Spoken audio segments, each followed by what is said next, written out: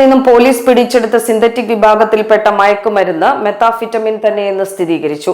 Kozhikode chemical examination ലബോറട്ടറിയിൽ നടത്തിയ പരിശോധനാ ഫലം പോലീസിന് ലഭിച്ചു. കഴിഞ്ഞ മാസം 8-ന് രഹസ്യവിവരത്തെ തുടർന്ന് നിലമ്പൂർ പോലീസും ഡെൻസാഫും നടത്തിയ പരിശോധനയിലാണ് 310 ഗ്രാം മെത്താഫിറ്റമിൻ പിടികൂടിയത്. സ്കൂട്ടറിൽ വരികയായിരുന്ന മമ്പാട് ടാണ സ്വദേശി വാളപ്പുറം റിയാസ് ബാബുവിനെയും സഹോദരപുത്രൻ മുഹമ്മദ് ഷിബിരിനെയും പോലീസ് തടയുവാൻ ശ്രമിച്ചപ്പോൾ റിയാസ് ബാബു ഓടി രക്ഷപ്പെടുകയായിരുന്നു. റിയാസ് ബാബുവിനെ തൊട്ടടുത്ത ദിവസം തന്നെ പോലീസ് അറസ്റ്റ് ചെയ്തു. എന്നാൽ പിടികൂടിയത് യൂറിയയാണെന്നും മാവനടിക്കുന്ന മരുന്നാണെന്നും മറ്റും പറഞ്ഞ് പ്രതി പോലീസിന്റെ അന്വേഷണത്തെ വഴിതിരിച്ചുവിടുവാൻ ശ്രമിച്ചിരുന്നു. ഇതോടെ പ്രതിയെ വീണ്ടും കസ്റ്റഡിയിൽ വാങ്ങാൻ ഒരുങ്ങുകയാണ് പോലീസ്. പ്രതികൾ ജുഡീഷ്യൽ കസ്റ്റഡിയിൽ കഴിഞ്ഞു വരികയാണ്. മലയോര മേഖലയിൽ പോലീസ് ഇത്രയധികം മെത്താഫെറ്റമിൻ പിടികൂടുന്നത് ഇതാദ്യമായാണ്. നിരവധി ക്രിമിനൽ കേസുകളിൽ പ്രതിയായ റിയാസ് ബാബുവിന്റെ വീട്ടിൽ നടത്തിയ പരിശോധനയിൽ നാടൻ തോക്കിൽ ഉപയോഗിക്കുന്ന തിരകളും കണ്ടെത്തിയിരുന്നു. ഇതിന് മറ്റൊരു കേസും രജിസ്റ്റർ ചെയ്തിട്ടുണ്ട്. Gold pure gold